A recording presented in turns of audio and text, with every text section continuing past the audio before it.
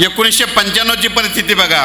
1995 पर्यंत निसर्ग इतका चांगला होता, आपल्या प्रतिवनंदन होतं. 1995ला काय व्हायचं, मुंबईला पाऊस सुरू झाला की तुम्हाला लगेच 3 दिवसाला तुम्हाला पाऊस पडायचा आणि सगळे शेतकरी काय करायचे, महाराष्ट्रातले सोयाबीन पेरायचे, सगळं काही करून बसायचे. पण हे कधीपर्यंत जमलं, 1995 पर्यंत. पण त्याच्यानंतर काय झालं, 1996 ते 2001 जागतिकीकरण झालं, कारखानदारी वाढली, मोठे उद्योगधंदे वाढले, शहरं वाढली, वाहनं वाढले, रस्ते वाढले.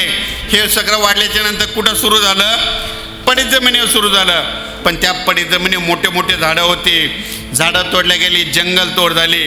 मग काय झालं, 1996 ते 2001 इतके झाडं तोडले.